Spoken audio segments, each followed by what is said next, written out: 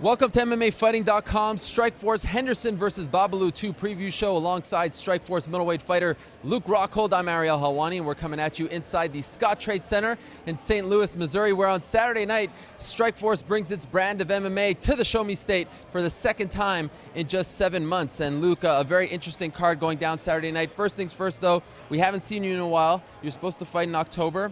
Tell us, how are you feeling, and when can you expect to fight again soon? I'm feeling pretty good. I'm coming around. The shoulder injuries just take so long, and you're always using them. So I'm just trying to avoid using as much as possible. I'd say I got another month left of healing, and then I can get into a full training camp. So I'd say about 3 months out. I wish I could get back on that January card in San Jose and represent, but it's pushing it. So I'm really, I want to have a good performance, and I want to give myself a full training camp, stepping up to this next level. So I'm gonna be ready. I'm doing what I can. I'm doing my jabs and my kicks, and I'm losing my mind doing it, but I'm gonna be sharp. Trust me, everything's gonna be sharp. Well, that is good to hear. And obviously, the guy that you were supposed to fight in October was Matt Lindland. He's fighting here on Saturday night against Robbie Lawler. An interesting middleweight clash, which perhaps, considering the fact that you say you might come back maybe February, March, you might face the winner of this fight. So who do you like in this one? This is a tough match to call. I think a lot of people pick Robbie, but in this match, I can't count out Lindland. Lindland's, he's a grinder, and Robbie's never been known to be that good off his back, and I think Lindland can get him there, as long as he avoids a big shot. So it's hard for me to really pick a winner, but it could go either way. But Lindland either grinds out decision, or obviously Robbie catches him early, I think, rather than late. You were preparing to fight Matt Lindland, so let's just say you were in Robbie Lawler's corner for this fight. What would you tell him to do in order to beat Matt? I'd be making him train off his back, pretty much the whole camp, and just if he settles on the ground once he gets taken down, I think it's gonna be a long night for him. But if he focused on just bouncing back up right off the bat, then I think he could win this fight, no doubt. It all depends on where his mind's at once he hits the ground. Isn't it amazing that Lindland's obviously 40, he's been around the sport a long time. It feels like Lawler has been around for so long. He's only 28. Yeah. Isn't it amazing how many fights this guy has under his belt in wars, and he's only 28? Yeah, no, I was listening to that in the press the pre-fight interviews or whatever. Lindland was like, Robbie's been in the sport just as long as me. I'm 40 and he's 28. So it was like, where's the comparison? But yeah, he's been around. Some people just start early. So yeah, I mean, he's definitely got a wealth of knowledge in MMA. But I just don't believe he's evolved as well as some of the guys. So he's a deadly striker, no doubt about it. But it's a good matchup for the two. So Lindland probably hasn't evolved too much either, but he still has he can get the fight where he wants, and so either way, you know what I mean. Officially though, you're picking the law, because you can't stay on the fence here on our show. I can't stay on the fence here. No. I'll take the law and the grinder. Yeah. So. Okay, fair enough. Another fight that might be a grinder, Dan Henderson versus Babalu. That's the main event. These guys fought 10 years ago, but both men say that really that fight was not indicative of what we're going to see on Saturday night. Henderson looked good in the beginning of his fight, against Jake Shields in his Strikeforce debut, but then obviously Shields was able to wear him out, and he had a bad weight cut and said he was injured walking into that one. Babalu has looked good as of late. It seems to be a bit of a styles clash here. Not really sure if Henderson wants to go to the ground with Babalu. How would you see this fight playing out?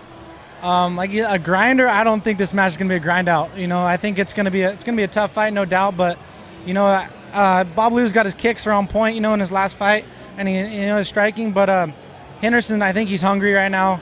And after that last fight, and it sounds like he's comfortable at 205, no weight cut, and he's got a lot more power than anybody out there. So I think he avoids. I don't think Babalu can get him to the ground. And I think he finally gets in, between 3 rounds and gets a big shot. So you think he finishes him? I think I can't say early or late, but I think Henderson's going to get to him throughout the 15 minutes for sure. So you're not one of those who think that Henderson's best days are behind him?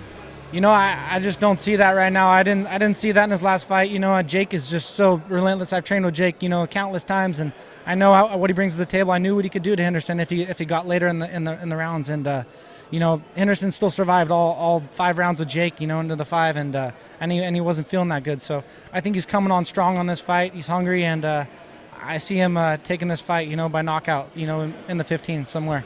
At this point in his career, do you think Henderson should just stick to light heavyweight, not move back down to 185? And I know you're part of that division. You want to see him there, but considering all he's been through, he seems very comfortable on the scales here at 205. He looks good. You think his days of fighting at middleweight are over? I hope he does, you know. He's a dangerous guy, you know, but I've always admired Dan. He's a legend, and you know, and I like him. He's a good guy, you know. And you know, I think he's comfortable there, and you know, I've heard talk about him moving back down to middleweight, but you know, it's wherever he goes, I think he's just fine. You know, I think he can handle any 205-pounder out there with his wrestling. There's a lot bigger guys at 205. He's not per se a big guy, but you know, he makes up for that in his wrestling. And if he comes down to 85, he's going to be real tough too, you know. So he's comfortable wherever he goes. I'm sure he'll be just fine, you know. You know, earlier today I conducted a sort of informal poll on Twitter asking the fans. You know, there's also a UFC card on a Saturday night, the Tough Finale. Yeah. Which fight are they most looking forward to between, you know, this card and the UFC card? The one that was unanimously the pick from the fans, Paul Daly, Scott Smith. I think a lot of fans are expecting some fireworks out of those guys. Here's the question I asked to you: any chance that fight goes the distance in your mind? Not a chance. No, not a chance in hell. I see that those guys going at it. You know, Paul Daly. You know, he's a shorter guy, and he's going to get inside the reach of Scott Smith. So, you know, anything can happen when you get into that guy's range. You know, obviously Paul Daly can put anybody out himself, but you know, it's going to be a back and forth. And I don't know what to say about this fight because Scott's never been at 70, right, and how he's going to look and what kind of power he's going to have there. You know, he does have those, you know, hands of steel. So you want a winner? I'll get to the winner in a second. Okay. I want to ask you, who has more to prove in your mind, considering the fact that, you know, Daly was released from the UFC, a bad showing against Koscheck, a good friend of yours, and Scott Smith, you know, dropping down, needs to sort of rejuvenate his career after the loss to Kung Lee. In your mind, who has more to prove on Saturday? I'd say Daly, no doubt. This is his first big fight coming off the Koss, and nobody's like really seen him around, or, you know, he's had a couple fights, but on the kind of low key. So this is he's a high profile fighter, you know, and still like regarded as one of the top guys at 170, and so he's got a lot to lose here. Scott's first time down at 170, and you know, he's got something to prove. But I think Daly, a lot of people are looking to him. Scott's had a lot of, like, you know, Rocky Balboa style fights, and he's just, you know, he's a legend for those kind of fights, and so people are going to love Scott whether or not, you know, he wins or loses. He's going to put on a good fight. Daly, you know, I can't say the same for Daly. He's a love him or hate him kind of guy, and you know, I think he loses, people are, you know, are off his wagon. If he wins, you know, people will jump on. So, you know, personally, I like Scott. He's a good guy, and you know, I'm not fond of Daly's antics. So, you know, I don't know. So shocker. I know. I'd like Scott to pull this one out and you know, put those hands of steel on his face for sure. You're picking Scott. I'll take Scott. Let's do this. Knockout. Knockout. There's only one way this fight's going. Knockout. Okay, now is another fight that you're obviously very interested in, Bigfoot Silva against Mike Kyle. Obviously Mike Kyle, a product of AKA. I'm wondering, considering the fact that he just found out about this fight, you know, 3 or 4 years ago, days ago, feels like, how ready is he to fight Bigfoot Silva? He weighed in almost, you know, 40 pounds less than him. How ready is he to fight a top-tier heavyweight like Bigfoot? You know, I'd say he's pretty ready. You know, Mike's a fighter. He's ready to fight whenever the fight presents itself. So he was training. There's no doubt. You know, he was in the gym. He looked good in his wrestling. You know, I saw him working. We've been working on wrestling a lot with Cormier's. Really revamped our wrestling here at AKA, and so I think you know, and his hands are crisp and a lot better than most people. You know, at heavyweight, and he's a lot faster, no doubt. And I think that's going to be a big problem right here. If Silva chooses to stand with him, you know, I mean, he stood and he's had good battles with Fabricio and Orlowski. You know. But I think Mike is, you know, brings a little something different to the feet, a little bit faster, I think, than both those guys. You know, I've seen him box with Orlowski in the gym, and he does just fine. And, you know, I think he's even a little faster. So, as long as it stays on the feet, it's going to be a very close fight. You know, if Silva gets a hold of him, takes him to the ground, it could be a long night for Mike, no doubt. You know, I know Mike's tough, and he's just got to focus on bouncing up. Like I said, you know, it's when people think too much when they hit the ground, and then they try to regain position and then focus on getting up. It's not about that. It's about bouncing up. Once the moment you hit the ground, get on the head, get up. So if he sticks to that and gets to the feet and boxes him out, he could take him out. You know, it's going to be tough to put Silva down. He's got a good chin. It's pretty big, you know. It is very big. I'm not sure if you guys noticed this or remember this. The last time Mike Kyle took a fight on short notice was here in St. Louis against Fei Zhao. He knocked out Fei Zhao. So maybe St. Louis is good to Mike Kyle. St. Louis has been good to Mike Kyle. There's no doubt. I remember him going into that fight like, oh, like, oh, sorry. No, but yeah, another like last minute fight. You get a little worried. I got a little worried for this fight, you know, but seeing his demeanor and how he's carrying it and really thinking about the fight, I think he matches up pretty well. Silva's only, he looks smaller than Mike height-wise, so I think reach, I thought he was a little bit bigger, actually. I hadn't seen him in person, so he matches up well, and Mike's he's ready to fight. Like I said, last minute notice or not, he's a fighter, and I give him a very good chance at winning this fight. Just listening to him at the press conference, it seems as though he's walking into this fight with a bit of a chip on his shoulder. Like he feels like they've sort of overlooked him at the 205-pound division, and he thinks he deserves a title shot because he beat Fei Zhao, and Fei Zhao's now the champ. What's his mindset like? I mean, is he walking in there with a little bit something to prove?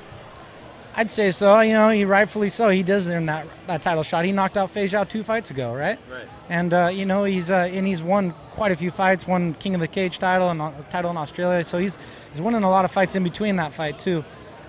Like he said, at the yesterday at the announcement, if it wasn't for Henderson coming up, the legend he is, Mike would be real pissed about that. But it's Henderson, so I mean he earns his right to get back to that shot. But Mike will fight anybody, and he's ready to at heavyweight or light heavyweight. So he's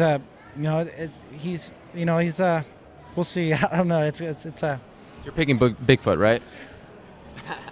How can I go against my teammate? Yeah, right. No. It's a tough fight, but I can't go against my teammate. If it stays on I'm hoping it stays on the feet, and Mike can outbox him to decision. Okay, fair enough. I didn't expect you to pick. I know everyone goes against him. Mike, they offered him that flat rate. And he was pretty pissed about that, and he's vocal about that, and he let everyone know. He's like, screw that, I'm not here to lose, I'm not here for a flat rate, and he offered, he got a little bit lower, but he got the the winning bonus, and he's gonna get more. So, Mike's he's confident, and that's the biggest key in this fight is him to be confident and know he can win this fight. When you can't just second guess yourself going into fights, otherwise you're just already beat from the get-go. So very well said. Okay, let's get your thoughts on one last fight. Ovin St. Preux against Benji Radek. Radek hasn't been seen in 19 months since he lost to Scott Smith in his Strikeforce debut. Fighting at 205. Another fight that was put together on short notice. Ovin St. Preux, looked good in his last fight just a couple of weeks ago. Strikeforce challengers. He has a lot to prove. Obviously the biggest fight of his career. Who are you expecting to come out and look, you have one guy who just fought a couple of weeks ago, another guy who hasn't fought in 19 months. They're fighting at this weird sort of catch weight, at least for Benji. Who are you expecting to look good out there? You know what? I saw OSP or whatever they call him. Yeah, his fight the other week, and he looks like he's an athlete, no doubt about it. And he's got some power just because he's so long. And when he gets to you, it's gonna hurt, no doubt. Not the most technical striker from what I've seen, and not the most technical off his back. I didn't see a lot of movement, and I saw kind of, both of them kind of gassed out in that fight. And Benji hasn't been in a long time, but I heard he's training. He helped Rampage train a little bit, and he helped Dennis Hallman train a little bit. So he's been working with some tough guys, and getting in there, and he's a wrestler. He's good on top, and he's good on So I just with the amount of movement that I saw from Ovin St. Preux on the ground and Benji on top, I think Benji, as long as he gets through his length and puts him on his back, I think Benji wins this fight pretty easily. All right, there you have it. Great stuff here from Luke Rockhold and Mike Chiappetta and Ben Folks. Watch out. I think someone's coming after your job. A big night of MMA coming up tomorrow night.